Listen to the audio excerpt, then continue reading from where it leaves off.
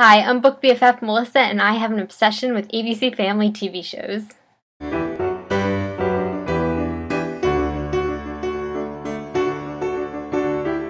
So I recorded this whole video, and then I realized that I kind of got the topic wrong. I thought I was just supposed to talk about TV shows that I love, but it's actually TV shows that we would recommend to fellow book nerds. So, the first show that I recommend is Pretty Little Liars. It's on ABC Family, and this show is amazing. It's like murder mystery, and there's always something going on, and there's drama, and there's relationships, and there's friendships, and there's somebody trying to kill these four girls all the time, and their fashion sense is awesome, and they make corny, funny jokes. It's just a good show. You should watch it. So this Saturday I'm doing my Pretty Little Liars tag, and I talk about them like they're real people, and I get very excited about that show. So if you like Pretty Little Liars, you should check out that tag. The other show I like is The Lying Game on ABC Family, and that one and Pretty Little Liars, they're both books actually, so I think that's a pretty good recommendation for a book nerd. I haven't read the books though, so have you read the books? Are they any good? Because I kind of want to read the Pretty Little Liars books, but I don't want to know the mystery. Unless the show goes a different way than the books, but I don't want to find out like who A is by reading the books.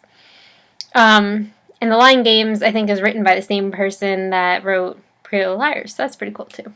Okay, so then I also like Twisted, Foster's, and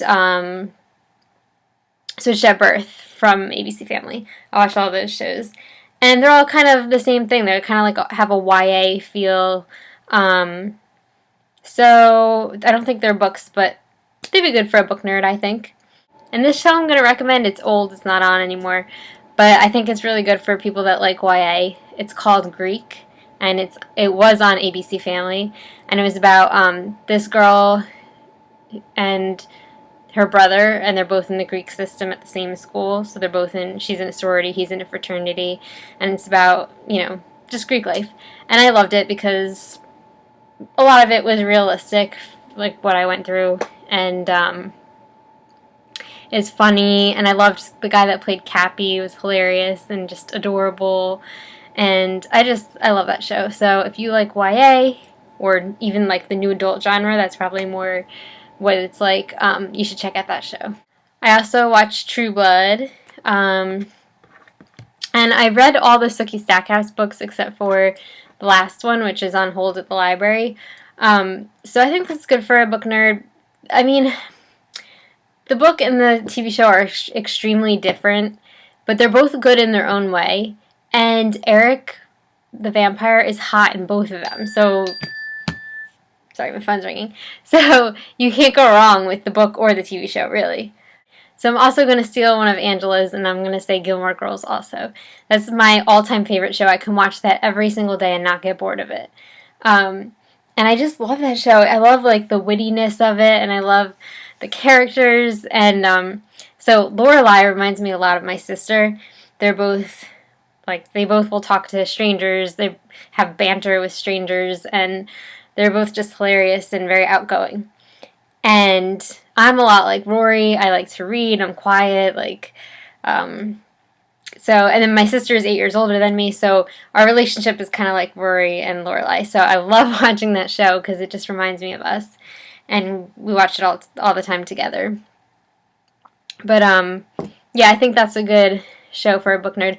Oh, and since Rory reads like all the time in the show, there's actually a list of every single book she's ever mentioned in the show, and it's like a challenge. You're supposed to try to read all those books.